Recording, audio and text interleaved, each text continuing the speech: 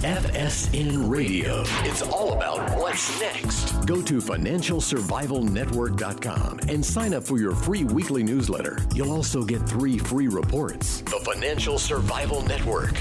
It's all about what's next. Welcome. You are listening to the Financial Survival Network. I'm Kerry Lutz, and, well, the repo madness continues. Gold is up. It's broken 1,500 again. Silver is getting close to $18, but never fear, the FOMC meeting will soon be here, and you can be sure that gold will be driven down and everything is fine. Or is it? Well, what do you think? Do you think everything is fine? Do you stay up late at night worrying what these morons are doing and how it's going to affect you? I want to hear about it. Email me, kl@kerrylutz.com. And our good friend of the show, Craig Hemke, is here, a.k.a. Turd Ferguson. You find him at tfmetalsreport.com. Craig, before we start, I just want to bring up a couple things. We had a webcast with one of our sponsors, Orin, which is like, you got to stay tuned for news on that company. I think it's going to be coming up soon. But what you said then, and you said it before, you've been saying it for the year, is that 2019 is 2009 all over again, redux. And that was before the repo madness started, before anything started. You've been spot on. You called for gold. That was at 1,300 or high 1,200s. I didn't look at the chart to see what it was when we spoke, but you called this thing. You totally nailed it. You haven't gotten any credit for it that I've seen. So I'm giving you some kudos here because you deserve it. You've been spot on here. Well, I appreciate that, Kerry. Yeah, I'm just a dope with a MacBook out here in flyover country, right? So my opinion doesn't count for much. And it's not like we're splitting the atom, Kerry. I mean, all I did was look around at the end of last year. Everybody's, just follows the herd, and the Wall Street banks and the investment firms were all just kind of trailing along, talking about higher interest rates this year, and the Fed gonna selling off, their balance sheet and all this crap. And I was like, that's just not gonna. No, sorry, it's not gonna work. This consumer, all of the public debt can't handle higher interest rates, and what the Fed was doing was squeezing money out of the money supply. And so it was pretty obvious they were going to have to shift course this year. And that was what was going to make this year look like 2010, in that we began 2010 coming out of the financial crisis, and there were green shoots everywhere and, all that other garbage they were feeding us. Right. And the QE #1 was just this one-off thing that was never going to happen again. And by late 2010, we were slipping into recession, and then they had to start QE2, and then the metals took off. And I said, well, that's what this year's going to be like. And what's kind of, I don't want to say frightening, that's too strong of a term, but what's concerning is how quickly things have moved this year, Kerry. I thought maybe by the fourth quarter, gold would be pushing up toward 1,500. That was my goal for the year. Well, we got there in August. Mm-hmm. I thought maybe by the fourth quarter, the first quarter of next year, we'd be heading into recession and all that kind of stuff. We may be there now. The latest data over the past month has just been terrible, just horrible. And so now the Fed is already react. I thought they'd, reverse policy and start moving toward cutting rates. They've already cut Fed funds twice, and now they're doing QE again at $60 billion a month. Mm-hmm. So I guess it's concerning in a sense that things have moved this quickly. I mean, it's fine with me from gold prices and the miners and all that kind of stuff. But you can definitely see that there's some issues going forward. And we should probably talk, like you said, about this FOMC next week and the repo crisis and everything else. All right. Yeah. Before we talk about FOMC, and you had also called for rate cut by September. So you were ahead of the game there. They beat you there as well. I remember, I think we talked in May, and you said, we're going to have rate cuts. You said there would be a rate cut, and we've had two. Those weren't really popular opinions back then. You think, gold was below 1350 for 6 years. And so for, to come out and say, yeah, we're going to have the best year since 2010, which, I said my target was 1480 to 1520. I mean, that was kind of sticking my neck out a little bit to do that. But again, it wasn't like, I'm some kind of genius for figuring that out. I mean, it's not like rocket science. It was just laying there for everyone to see if you were willing to just not take what was being spoon fed, shoveled down your throat, however you want to put it, by the media and the banks. Yeah, rocket surgery. That's what we call it at FSN. Right. It wasn't rocket surgery, but nonetheless, we had all been burned so many times. You couldn't really, it was really sticking your neck out there, because if it hadn't have happened, it would be a real credibility hit. Yeah, worse. And believe me, I'm hoping we can hang on because it's like just my luck. We'll go back to 1350 or something by Christmas, and everybody will say, "See, you were wrong." But I don't think that's going to happen. I mean, the risk is always there. The way the computers, the machines now run these markets, if suddenly the bond market were to dramatically sell off and interest rates were to spike for whatever reason, then the same machines would sell gold futures and price would go down. That's a little bit of what happened toward the end of 2016 when that rally failed. Right. So the risk is always there, but I think we're in a rather significantly different set of circumstances in 2019. So I don't expect that type of thing to happen. Yeah. And we have this great economy, but they're cutting rates, and we've got the repo market. And I've been very open about my theory. I think that a bank has failed or is failing. It could be a slow motion kind of implosion of a bank, a big bank, and they got to shovel the money in there because nobody trusts the repo market now. So it's up to them to actually pump money in there, take securities back. And now it's just become a rollover because those loans are like a day or two normally, although they could go up to a year. I think that's what got MFS Global into trouble. Longer term repos. It's not the kind of thing you want to stay exposed in because interest rates, you don't know. Right.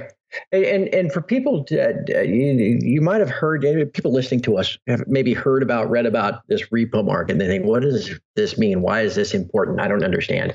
And then you kind of tune out and, move on. It is important. As you mentioned, it's usually bank to bank, and it's a function of liquidity, cash. Banks, everybody needs cash overnight, right, to settle transactions and move money around. And usually you might have general collateral in the form of treasury bonds, but you might not have cash. And so the banks usually perform this function amongst themselves where, bank A has treasury bonds, but bank B has cash. And so they swap those positions overnight so that bank A gets some cash and then bank B keeps the collateral, the treasuries. And then the next day comes up and bank A's got the cash back that they needed, they had to borrow, and they just swap it back. It's kind of like a pawn shop in a sense. You need some cash, you got a nice fancy gold watch. Right. You go to the pawn shop and you give them the watch, they give you the cash, you go back a week later, you give them back some cash, you get your watch back. Yeah, it's no different. Here, instead of paying 1.5% interest, right, this is what a pawn shop. Shylock, that kind of thing. But okay, so here's the thing though, and this gets to your point. The banks aren't lending to each other, okay? Because the most logical assumption is Bank A is worried about the financial stability of Bank B, and if they give them their collateral in exchange for the cash, and then goes spend the cash today, get the cash back tomorrow, and then go get their collateral back from Bank B, they're worried that Bank B ain't going to be around tomorrow. Yeah. And now you don't get your collateral back. You're a creditor. You spent the cash, you don't have your cash, and now you don't get your collateral. So in the absence of banks lending to each other, the Fed has to step in. So this began back in September.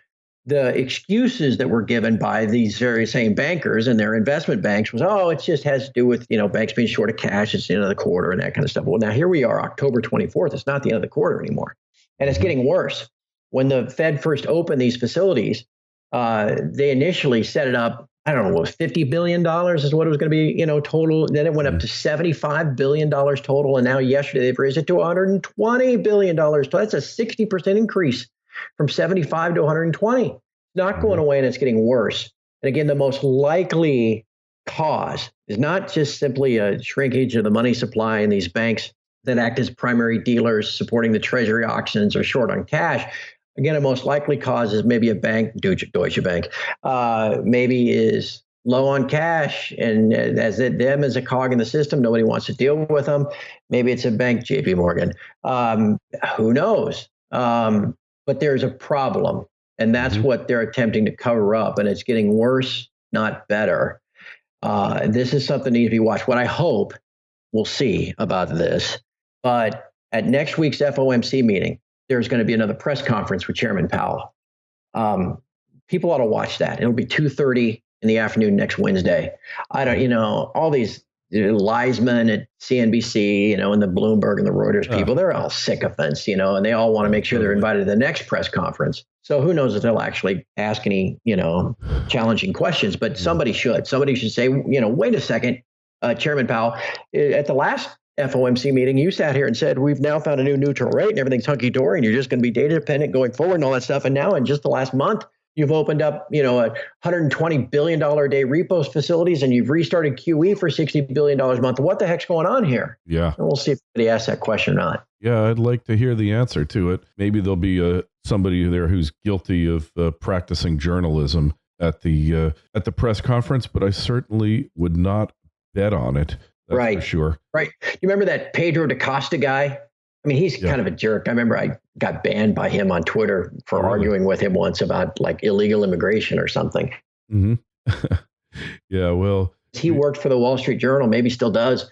And he asked a favor that Mother Yellen didn't like, or asked a question that Mother Yellen didn't like. Right. And then he never got invited back. They revoked his access. Yeah, well, hey, and they worry about people at the White House press conferences. These are much more important than that.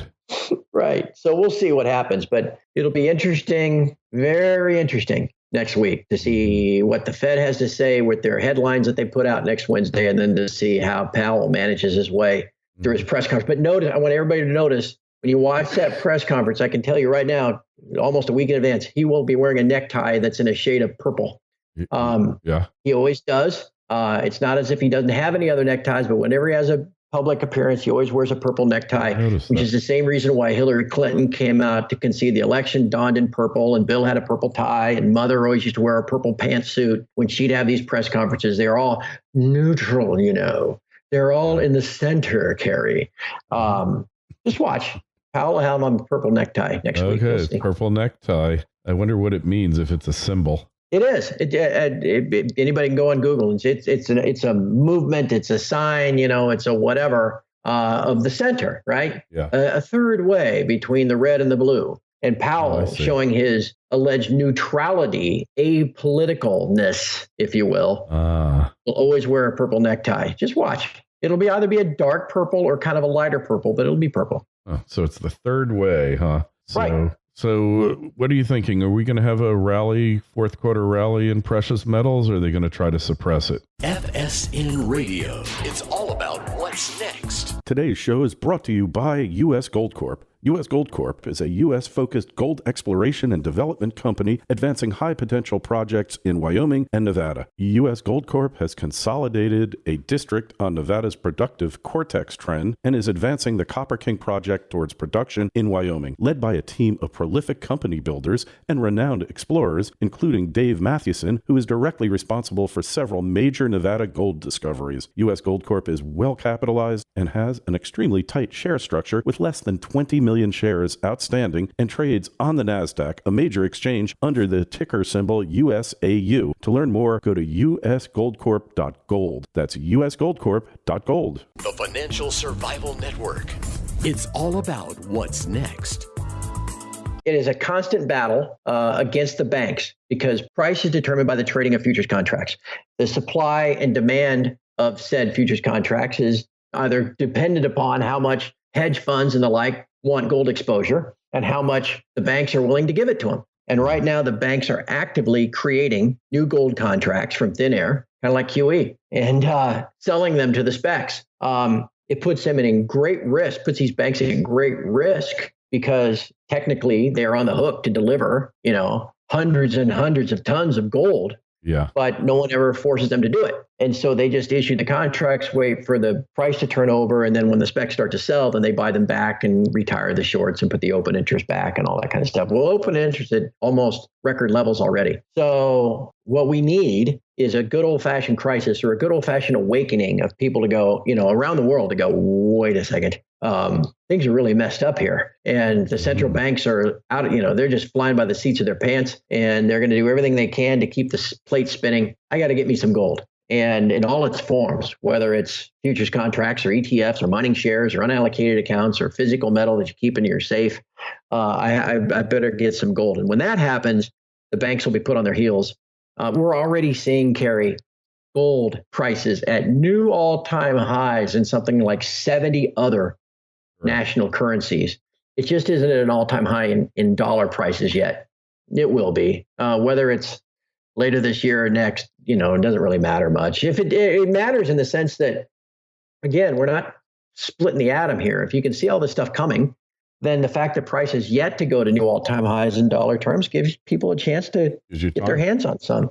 Yes, definitely gives you time, and it's something you need to be thinking about for sure, because this is right around the corner. So, so it would appear, right? Yeah, it's pretty. I'll give you one more thing, Kerry, because I know you've got some mining companies that you work with, and we all own mining shares. There's a lot of frustration out there that the mining shares haven't really taken off, with exponentially greater gains in the metals. I mean, I think the gold's up 20%, and maybe the GDX is up 40. When normally you'd expect it to be up like 80 to 100, and I just keep trying to tell everybody that'll listen what's going on here. There's just no belief in it yet. And the whole sector is just totally unloved, hated, and just frankly ignored, right? Yeah. What they say, Kerry, the opposite of hate is ambivalence, right? Yeah. The opposite of love is ambivalence. It's not hate. Yeah. It's just, you just don't care. Indifference.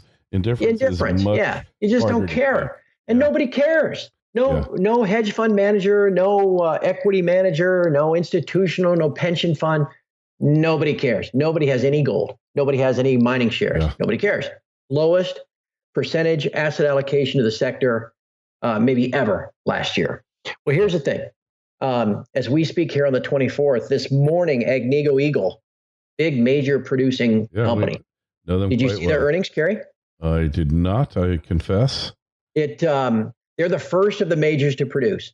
And as you would expect, with price, 25% higher than it was in this quarter last year, Agnico Eagle's earnings went from 7 cents in the same quarter last year to 32 cents. I mean, it's 450% increase.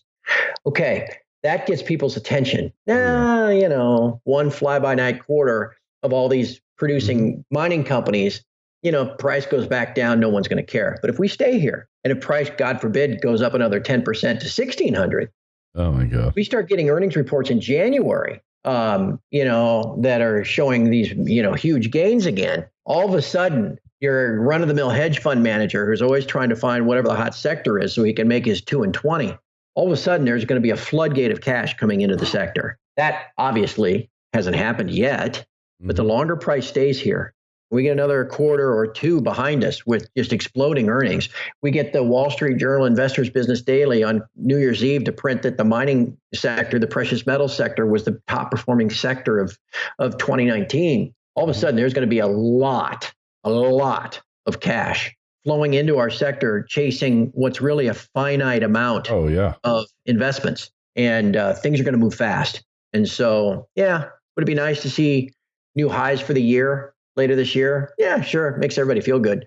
But those highs are coming. We should all, in a sense, almost kind of be grateful that there's still time to keep splitting the atom and realizing that there's more gains ahead. Yeah. It's getting interesting for sure. I've been, I can't say I'm shocked. The shock to me was that they carried it on as long as they did. I mean, that is really the surprising thing, that they were able to pull it off. But, it's like the emperor's new clothes. I mean, the cliche has been used so many times. I apologize for that. But, hey, you know what we're saying? The U.S. dollar is the Taj Mahal of Baltimore. And Kerry, I got to tell you one more thing along those lines, because you and I have been talking about this since Years. the first time we met, maybe in 13. Yeah, 13. Right. And we've often used the analogy, metaphor, whatever it is. I wasn't an English major. That the banks are like zombies. Yeah. Right. Yeah. That they died, the economy died, everything died in 2009. And they had to change the accounting rules so that they could mark their alleged assets to maturity. Okay, all that stuff. Mm-hmm. And you and I have talked about this, and we've said that, there's the zombie banking sector. I don't know how many times we've used terms like that. Mm-hmm. And people, you, from your stockbroker to, the newspaper, anybody would say, oh, that's just, you just don't understand. You're just mad because you're not in the stock market and it keeps going up and you're looking for excuses and you have a tinfoil hat and all that kind of stuff. All right, let me lay this on you. In The Guardian, the newspaper out of the UK, earlier this week, there was an interview of Mervyn King. Oh, Mervyn King, former head of the UK Central Bank. Bank of England. That's right. In fact, he was the head of the Bank of England during the financial crisis. So he's basically the English Ben Bernanke. Yeah. Okay. Oh, he's part of the swamp. Part of the deep state as it gets, right? Yeah. Yeah. And again, what I'm about to read to you, think of if Ben Bernanke said this, but regardless, this is from Lord Mervyn King in this interview. Let me just read you a quick quote of what he said. He says, quote, another economic and financial crisis would be devastating to the legitimacy of the democratic market system, whatever that is. Yeah, I didn't know he had one. He continues, and he said, by sticking to the new orthodoxy of monetary policy and, catch this part, pretending that we have made the banking system safe, we are sleepwalking toward that crisis. So all this talk about zombies and buffing them up to try to keep them going. Here's Mervyn King saying that by pretending that we have made the banking system safe, creating the illusion that the banking system is safe, however you want to put it. There you go, Kerry. Yeah. All that stuff where you and I are supposed to be lunatics, tinfoil hat conspiracy theorists. Yes, there's Mervyn King. Yep. Hey, well, one thing we find out about central bankers is that some of them, I guess, are so disgusted by the things that they've had to do and the lies they've had to tell that when they get unshackled from the system, they go and they start telling it like it is, like Greenspan with gold. Right. Remember? Carrie, you ever go to morning mass? Well, this is not my religion, but okay, I've got a lot to confess for. Especially like around Holy Week, I'll go to mass in the morning, first thing. Who's at morning mass, man? It's all the old people, right? Yeah. You don't see young people there because they figure they got their whole life left to kind of get their act together and repent. Square it with God. Right. It's all the old people that think they might not see tomorrow that are at morning mass.